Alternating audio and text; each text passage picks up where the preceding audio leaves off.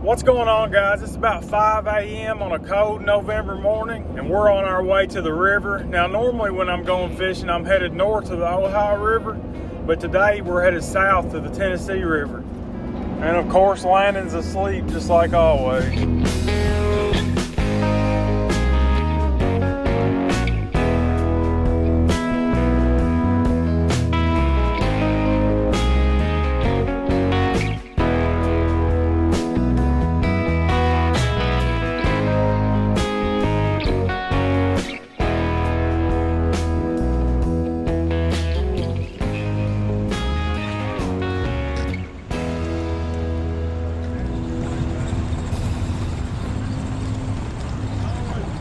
First skipjack of the morning. It's a good one too. That makes me happy. Big Tennessee River skipjack.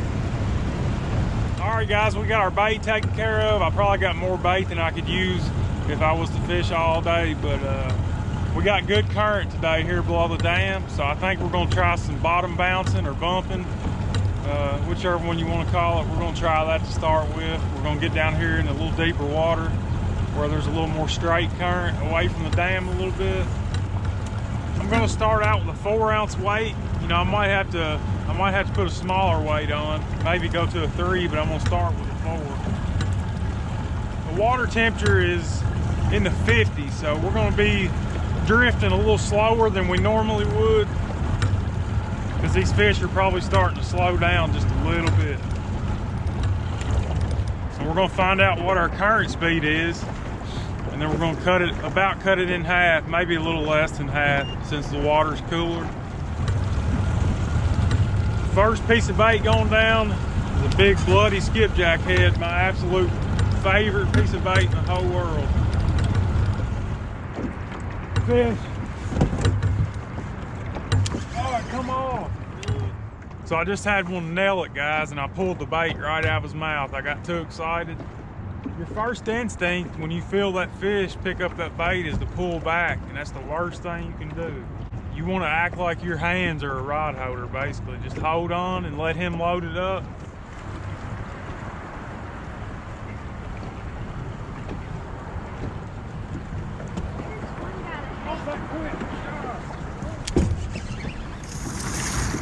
Not a big one, but first one in the morning, I'll take it. And how is he hooked? He's down there picking at it and got hooked on the outside of his mouth. There's just a ton of little blue cats like that down there picking at our bait. I think it's probably about time to move, but hey, we got the skunk out of the boat.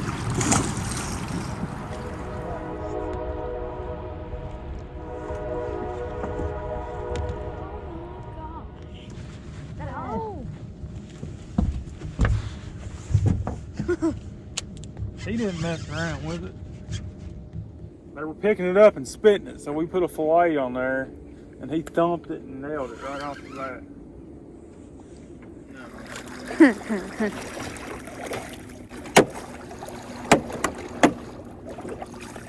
Oh, buddy. Solid little fish right there, boy. He's pretty.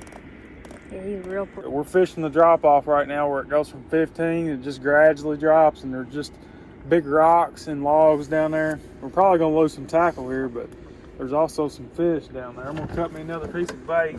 Look at them beauties, man. There ain't nothing better. I'll show you guys how I like to cut these skipjacks. So I cut the head off, cut the gut pocket off. I cut me a few chunks out of them. I'm gonna take this tail section right here, and we're gonna fillet it out. That's what I like to do on these bigger skipjack.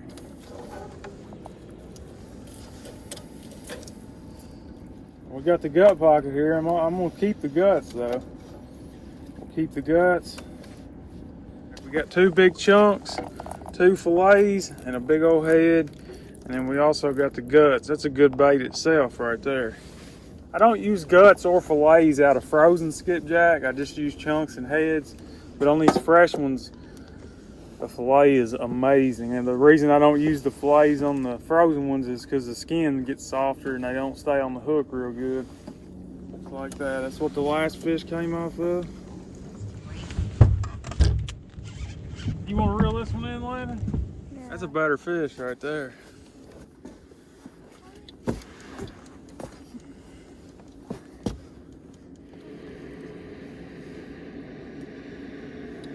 As soon as we got back to that 40-foot hole, we drilled it.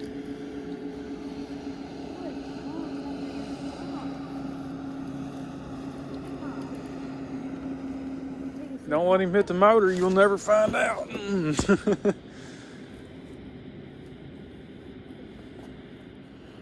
This next pump you can sing. Just like the last one. About an 8 or 10 pounder. Watch out, them waves are gonna hit us. Nice fish. Oh, you gotta be kidding me. He come through twice. All right, another big bloody chunk of skipjack going down. Or as the guys down in Louisiana call them, slicker. Slicker. There was a bunch of skipjack jumping up there a minute ago. Like going crazy. They were going crazy right up above the bridge, right out in the middle. I didn't try. There's one.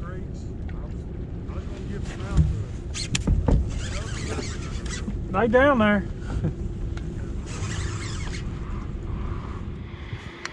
I had my side scan on coming up through here, and it's loaded with structure, big rocks. Oh no. It's swinging towards us. No!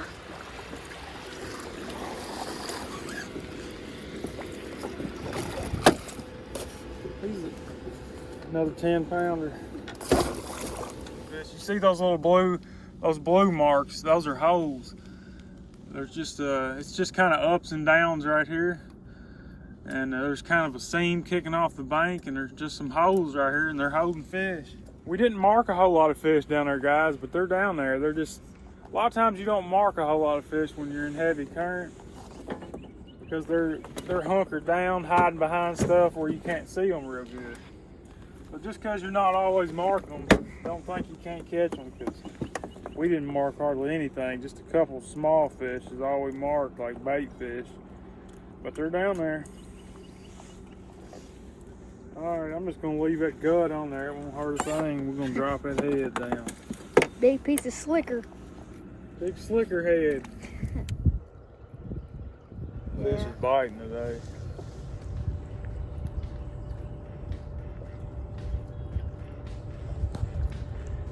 There he is, look. Oh, yeah, we got him. That one took the head. He didn't have no problem. And he don't even feel that big. Oh, yeah. Unless he's swimming towards me. That's what the big fish do, guys. They swim straight to the boat and then they freak out.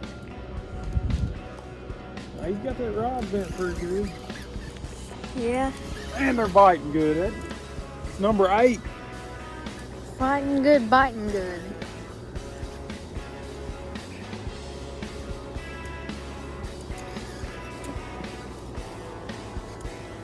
This one might be a little bigger. Gosh, you hearing all those sounds over there?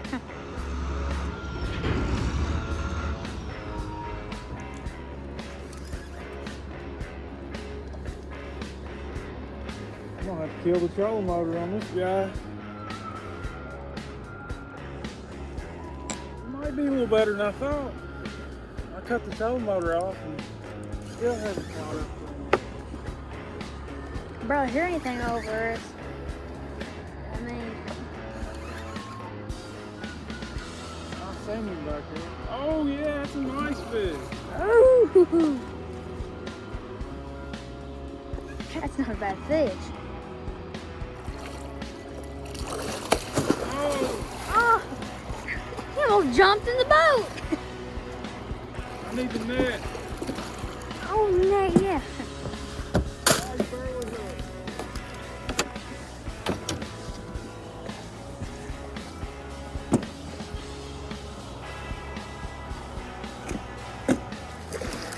He's in there. So I guess that's what happens when you put a bigger piece of bait out there, guys. Yeah.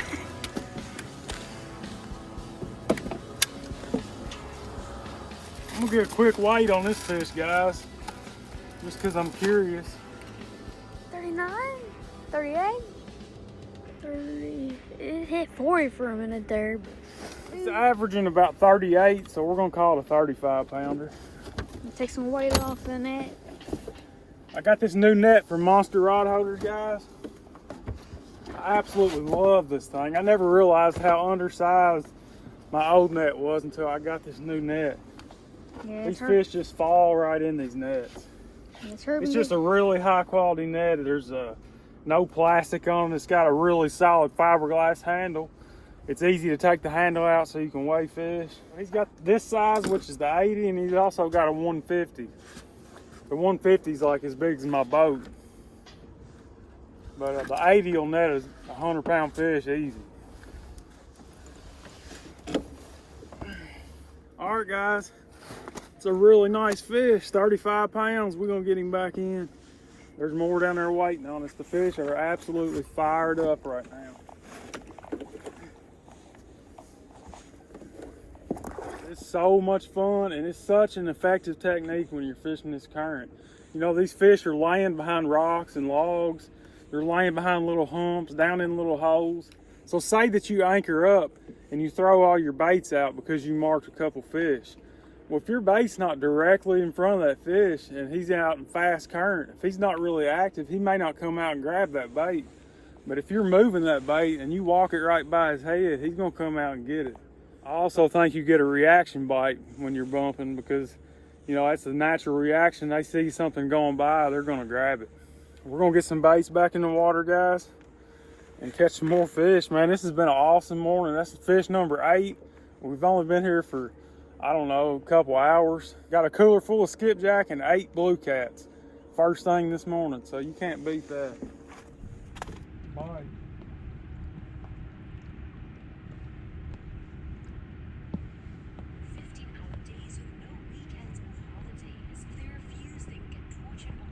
There he is. Oh!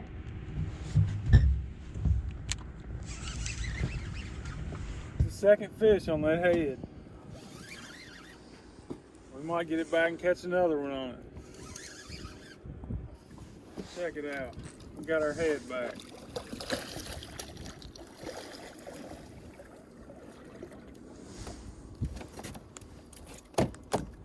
We haven't caught a lot of big fish today, but they're all nice fish.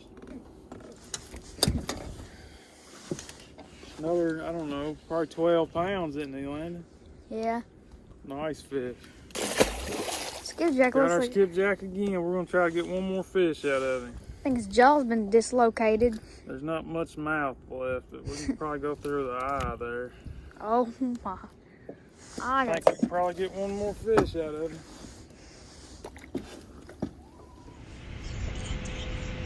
There's another fish gone.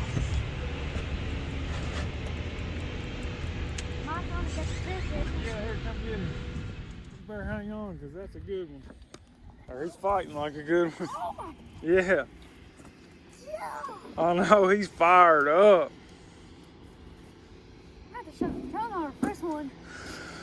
I mean, he's peeled somewhere. If we shut the trolling motor off, I'm going to have to reel in this bait rod. We're drifting 2 miles an hour.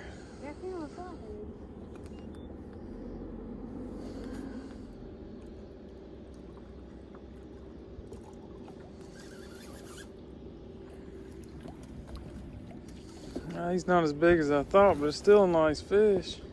I told you it's 12. Oh, he's more than 12. What about 12? 15. I'm break the rock.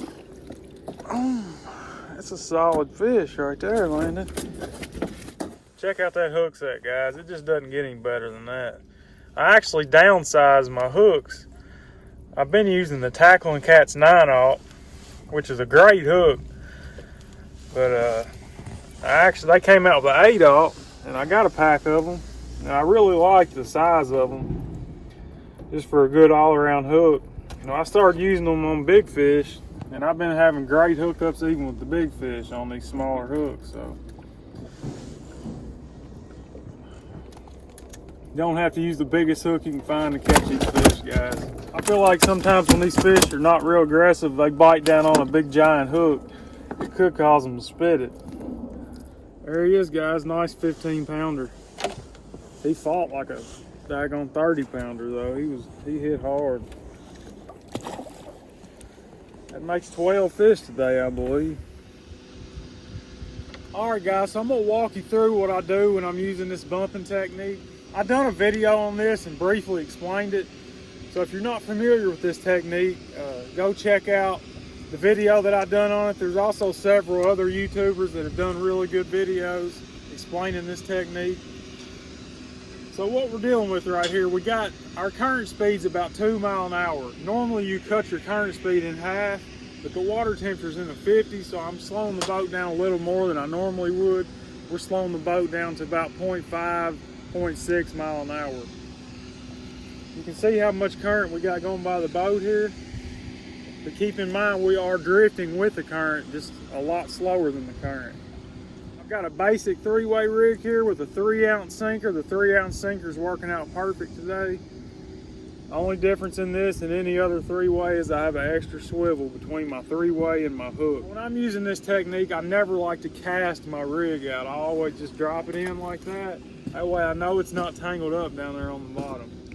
So you're gonna drop it down till it hits bottom. You'll see the spool. You'll see it stop, and you can also feel it. Bam, there it was. We just hit bottom. So now that we've got it on the bottom and we've got our boat going at the right speed, what we're gonna do is we're gonna keep letting line out until you feel that thump on the bottom. And there's really no way to explain that, guys. It's just something you've got to go out and get the feel for it. If we just let that sinker and bait just set on the bottom, what would happen is our boat would end up drifting over it. You'll still have line coming off the reel because the current's going to keep pulling the line off the reel.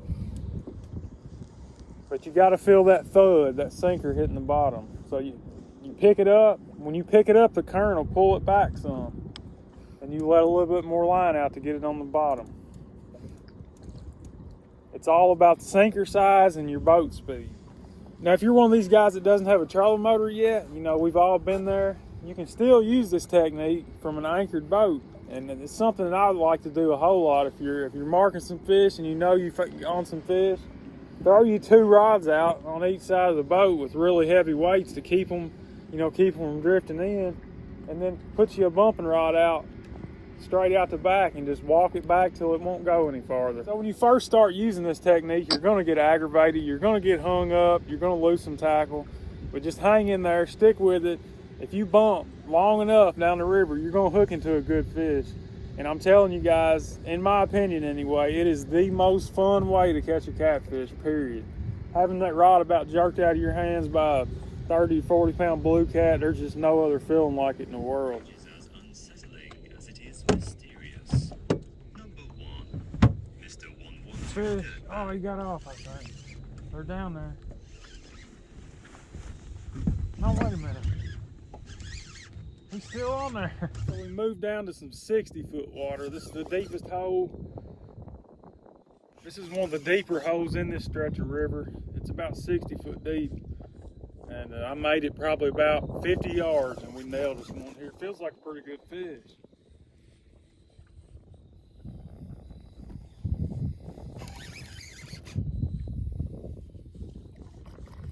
Ain't about like the rest of them.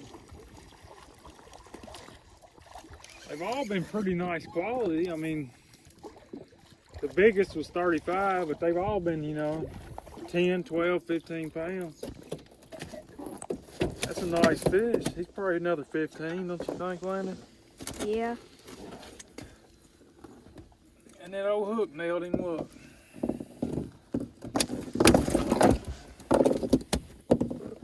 They're down there, though. I marked one fish. I marked one fish down there right at the bottom of the 60. It's about 65 foot. As soon as I seen that fish, I turned out towards the middle of the river and got out of that hole.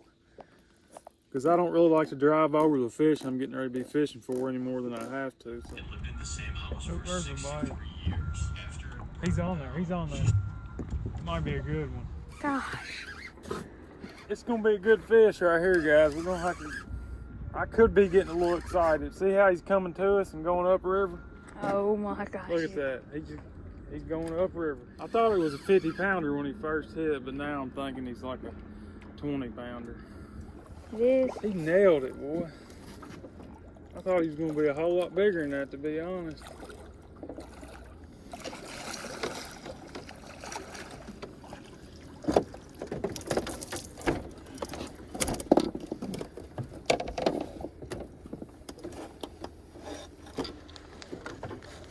Yeah, that hook nailed him. Ow! You bite it? See, it went all the way through. It's coming out on top. Went behind his tooth pad and come back out his nose. That's a nice fish. Yeah. So unfortunately, after I caught that last fish, my trolling motor battery started getting weak. My trolling motor got to where I couldn't turn it with the remote anymore, so we went ahead and called it a trip. We're about halfway back home now. But man, it was an awesome day out on the water. That was a stretch of river that I've never been on before, so I definitely call that a success, going out and catching, I don't know, we probably caught 15, 16, 17 fish, something like that. Maybe 20, I don't know, I kind of lost count. But you can look at my sleeve on my shirt here and tell what kind of day it was. It was just an action-packed day. Not a lot of huge fish. One real nice 35 pounder, several 10, 15 pounders, but just a solid action-packed day. Don't forget to go down and click subscribe, hit the thumbs up if you liked it. I want to thank you guys for watching. God bless you all. We'll see you in the next one.